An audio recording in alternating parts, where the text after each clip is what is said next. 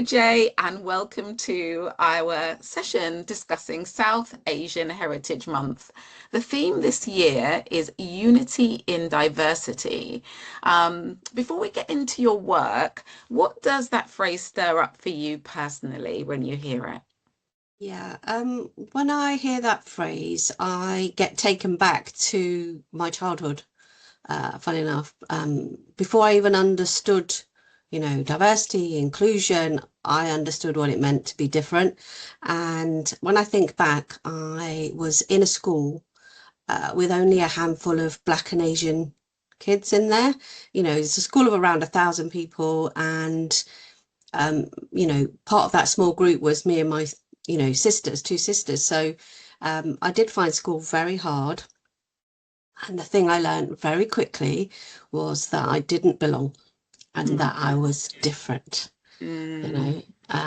And interestingly, one memory that particularly stays with me, and in some ways, for a while, I think I carried that as shame, but I realized that wasn't my shame to carry. But that there was a time where break times came and I was quite active. So I loved rounders and netball and running.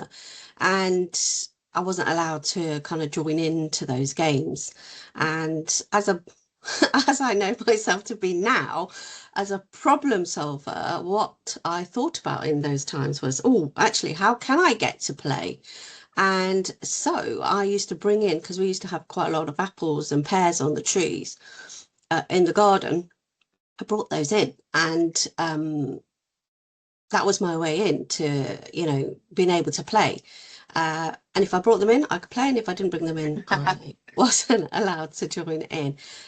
But what I thought I'd found was, oh gosh, isn't this wonderful? I found a way to fit in, But actually, what I learned was that people didn't need to, bring something extra to belong and to fit in or prove themselves in some way, which I know still goes on, just to be accepted. And those experiences in particular taught me not to judge people for being different. That was a very big life lesson at the age of 11. yeah. Yeah. And tell me a bit more about your heritage. Okay, so I am Indian, so both sets of grandparents came from India, Mm, but I'm also African as well, Kenyan. mm, So my grandmother, should I say, took my dad to Kenya from India when he was 9 months old, and my mum was born in Kenya. mm, mm, So big families, and my dad had a lot of responsibility at a very young age. So my grandfather's shop, shoe shop, had kind of closed, and he was tasked with looking after the six siblings that he had, and my mum was one of 14. gosh, wow. So you know big family, big family. Massive family, yeah. Yeah, and lots of responsibility. Lots of responsibility, yeah. So he came over in 1965, newly married at the age of 24. He left his pregnant wife, my mum, with my elder sister. And his responsibility was come over to the UK, find accommodation and find work. And while he was here, that wasn't his only responsibility, because he had to then send money back as well, because family Yeah. were dependent on it. So, carried a lot. He did a lot, for not just himself, but for generations, in fact. Yes, yeah, and that's such a common thing. I think when you've left the country of your birth to go to another country, you're always thinking about what people don't have, even if, it was your mum on this occasion, but Yeah. also other family members. In St. Lucia, where my family are from, a good percentage of the GDP comes from people sending money Okay. home, So, Yeah. yeah, it's a common experience. So Indian, and then moving to Africa, and then moving to the UK as well. Yes. Yeah, so it's just great to hear that, and for people to understand that that journey is quite a common one, isn't it, from It is. India to Kenya, that some people may not be aware of. So I want to move a bit towards your coaching and leadership. You describe them, you describe coaching as leadership that understands life, the moments where who we are collide with the work we do. Where did that understanding come from in your own story? And does your South Asian heritage sit anywhere within that?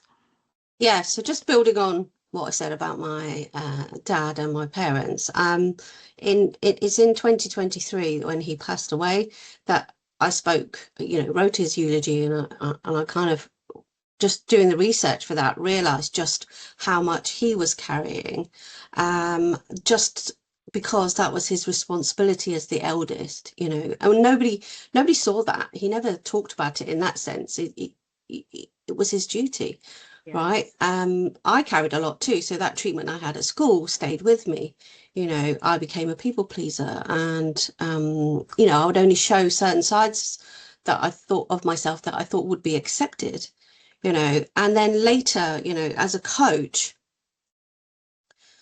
not as a coach, having a coach myself, I had a coach that actually saw me, properly saw me, and how I was shaped by those different experiences. And, she looked beneath the person I was presenting, which, Yes. helped me feel a lot lighter. And then this is a bit of a trigger warning. So then in 2024, I had my life and work collided in a big way. And I had a medical emergency where I had the flu. I thought, right, it'll get better before, it gets worse before it gets better.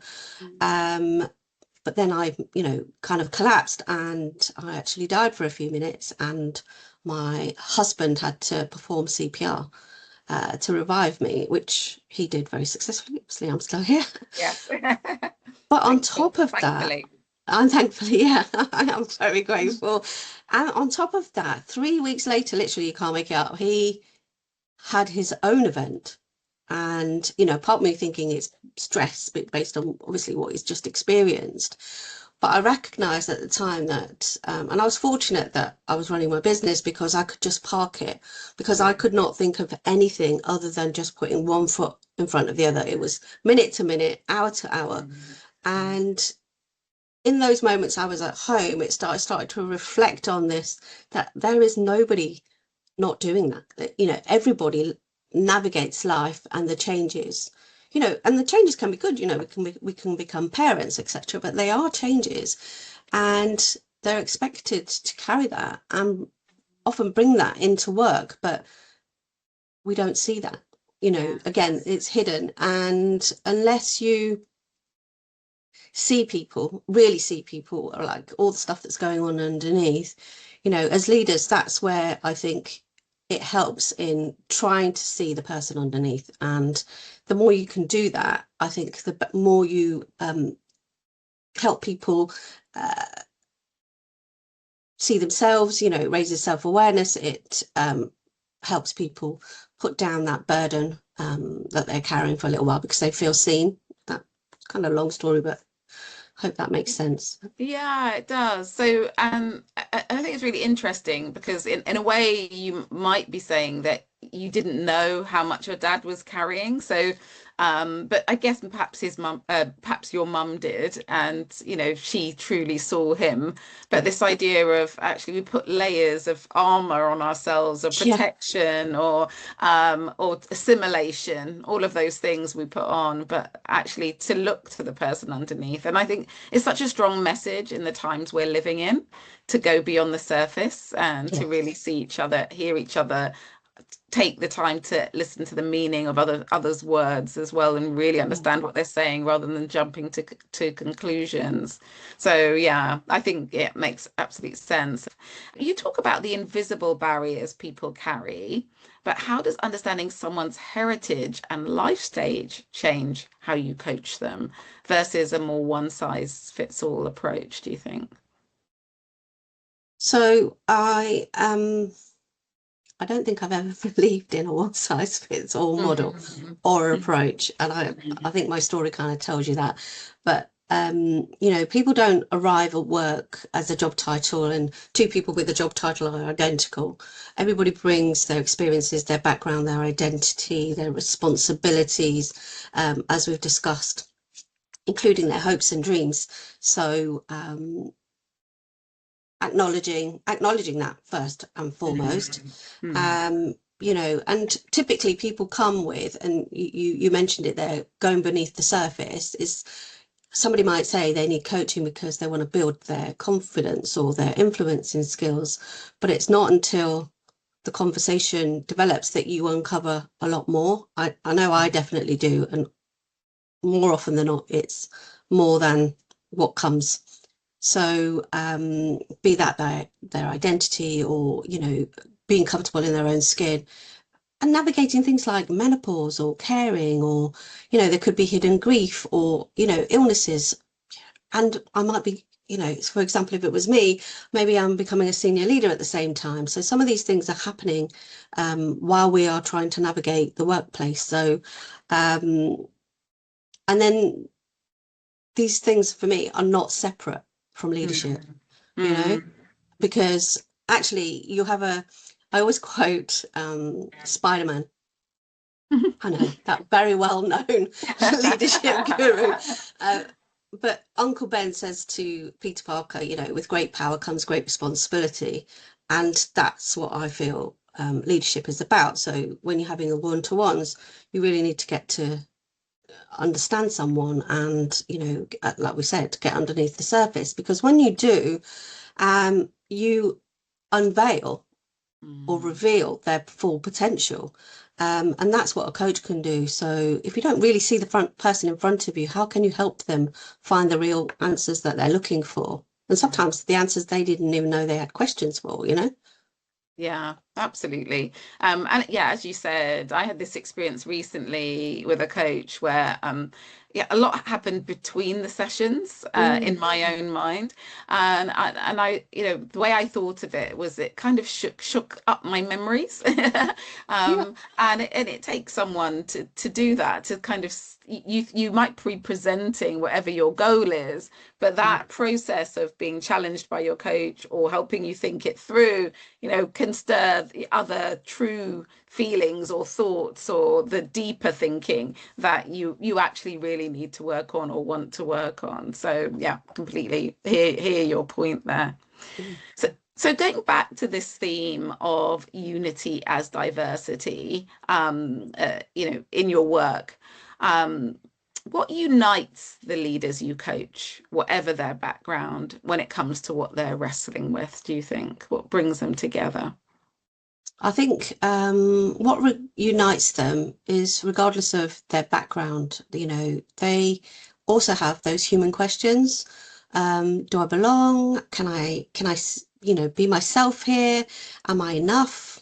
When will I be Mm, discovered as the fraud that I am? You know, all of those things absolutely happen to them as much as it happens to, you know, anybody else. And the circumstances can differ, but when life and work collide, you know, we want leaders to be able to see their people. So we've kind of talked about that. But they also have those moments happening, and they also have a desire to do well and lead responsibly, because they understand the power that they have. And they want to be confident in the decisions that they make. And they also know that the decisions they do make have can impact a lot of people in lots of different ways. So for me, none of that happens really in isolation.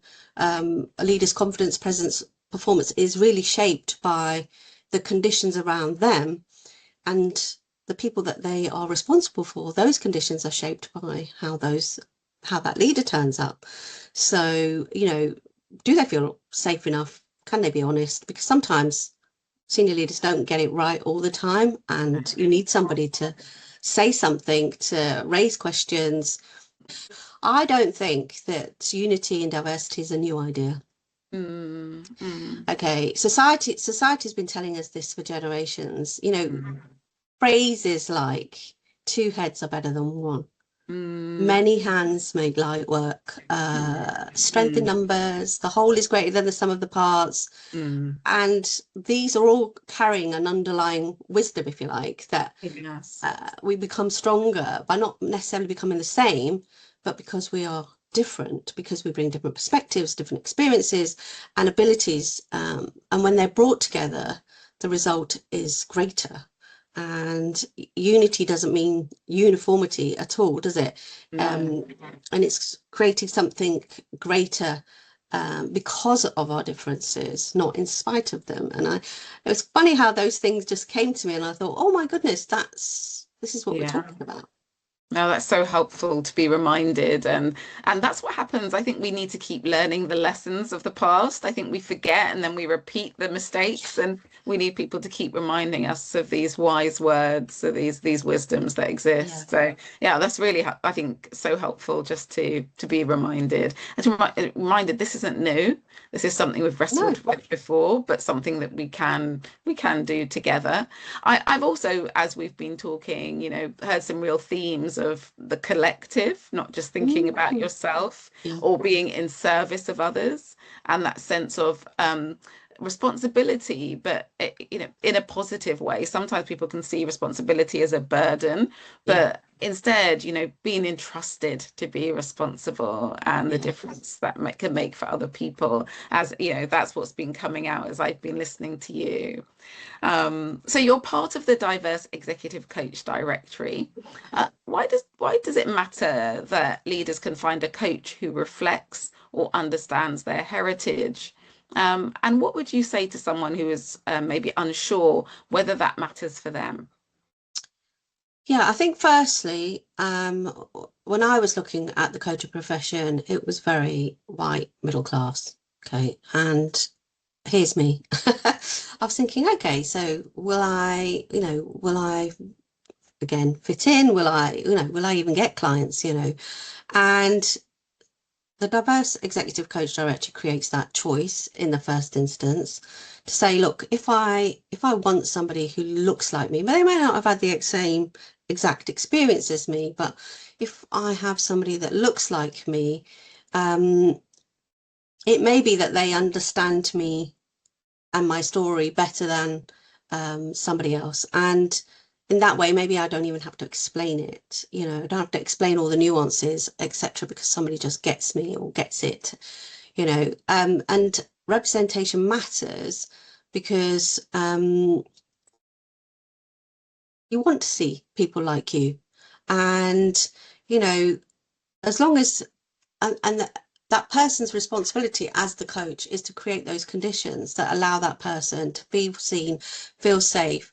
And sometimes just knowing that there are people that look like you, may have had similar experiences like you, I think can reduce the barrier to entry, if you like, for that person who might need that help, might need that support, because you're looking around and you're thinking, who can I entrust? Because that's what it is Mhm. with everything. And yeah, having the choice allows you to pick the person that you feel resonates with you, and you feel like they'll get you. Yeah, I think, as you said, the over explaining can be exhausting Oh, to honestly. explain your perspective, your lived experience, and maybe have feeling that you have to justify it.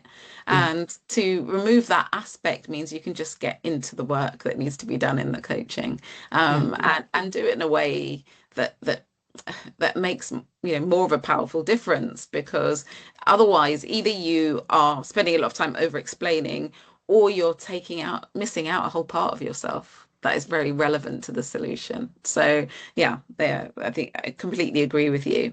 So final question, if someone is watching and they recognize themselves in what you've described, the collisions, the barriers, the wanting to be seen, the responsibility, what's their first step and how do they find you? Okay. I would say the first step is to acknowledge that in the first instance, you're carrying quite a lot. And is there anyone that is around you that you trust enough to talk to about what is going on? openly and honestly. I think that's the first thing. And then, are there other people as well that you could trust? And that could be your manager. There are very good managers out there who are willing to listen. It could be a coach. And you might not, you might be worried. You're thinking, oh, I might have to share every detail. You might not. You might be able to say, look, I've got a lot of stuff going on outside of work that's affecting my capacity right now. And, you'll probably find there's a lot more empathy for you out there than you realize.